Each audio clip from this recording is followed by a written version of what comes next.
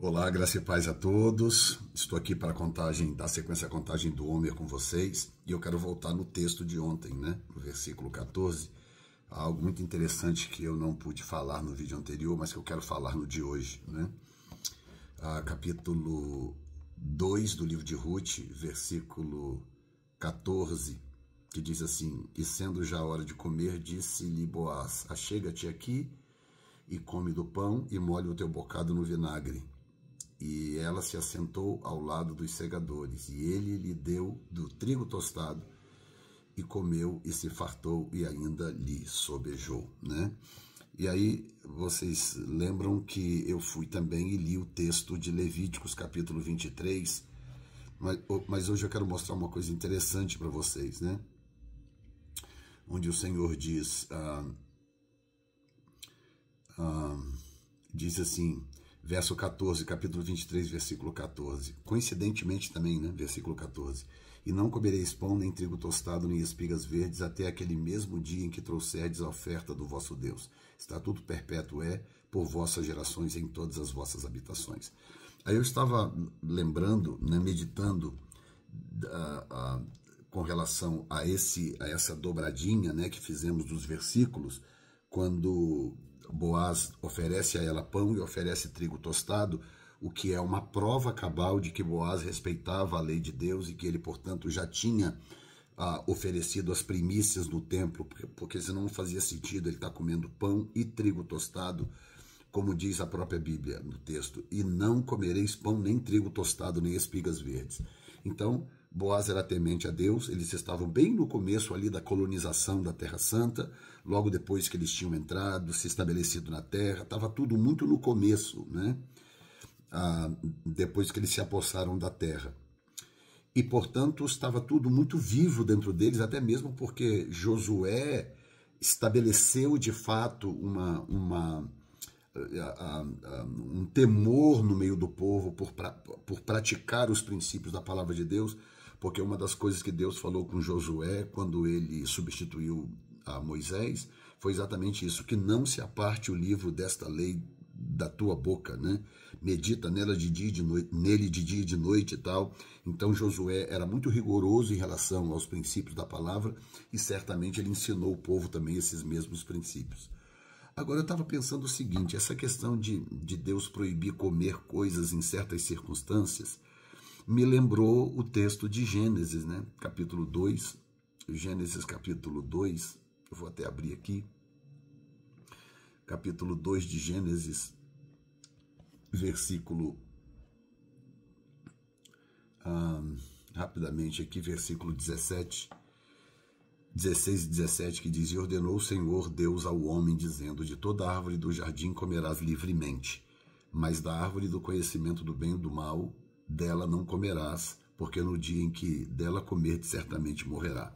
Eu estava pensando nesse texto em conexão com essa ideia de que, olha, não comam pão nem trigo tostado até que vocês honrem o Senhor, até que vocês tragam a oferta de movimento ao Senhor.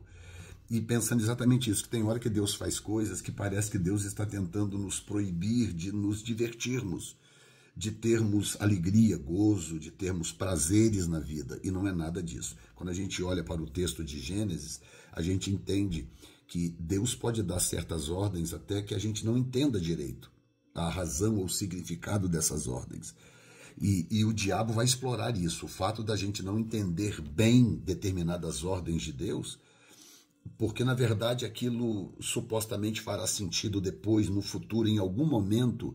Nem sempre entenderemos tudo o que se passa na Bíblia, ou tudo que é ordenado por Deus, e o que nos leva a viver pela fé, né? Sem fé é impossível agradar a Deus. Impossível, não é difícil, é impossível agradar a Deus. Por quê? Por essas e outras. Que há muita coisa que Deus fala conosco que a gente pode não compreender, mas pela fé a gente segue, obedece em temor, em respeito, por saber que Ele sabe todas as coisas e nós não sabemos de todas as coisas. Aliás, nós somos extremamente limitados em compreensão. O Senhor não, o Senhor entende tudo, compreende tudo, sabe de tudo, é onisciente, é onipresente, é onipotente. E quando eu discuto com Deus, né, questiono determinados princípios bíblicos, só porque eu não entendo ele 100%, e isso é tolice, isso é uma grande loucura, né? Então o Senhor vira para Adão e diz para ele, ó, não come. Isso foi antes do nascimento, do surgimento de Eva. Eva surge depois, né?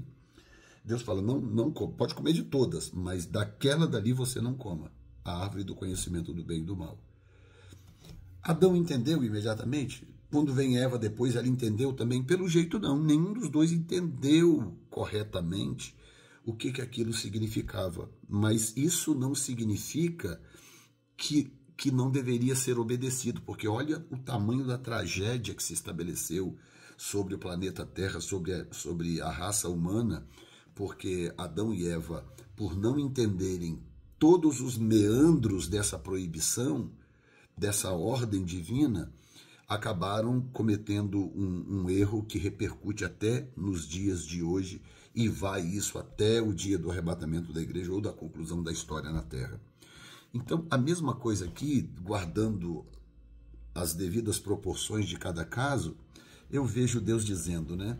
Não pode ser por acaso que Deus está dizendo, vocês não podem comer pão nem trigo, até que vocês me honrem, até que vocês tragam a oferta do vosso Deus.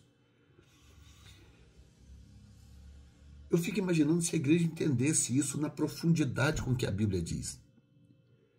E se eu olhar como exemplo a história de Gênesis, eu tenho que ficar pensativo. Falar, gente, eu posso não entender isso aqui 100%, mas quer saber? Eu vou obedecer. Eu vou obedecer isso aqui à risca, ao pé da letra.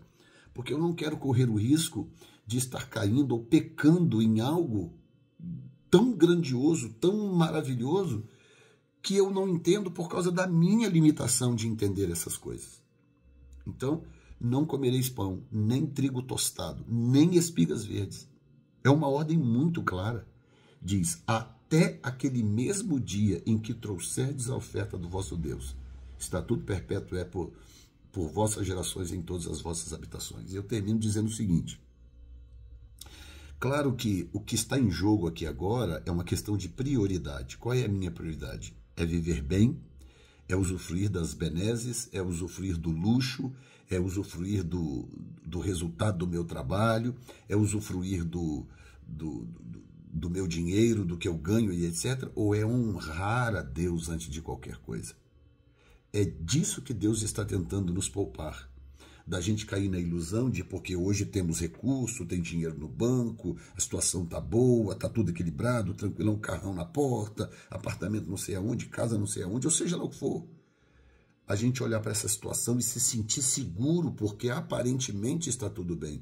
E o Senhor está dizendo, não estará tudo bem, a menos que você me honre primeiro.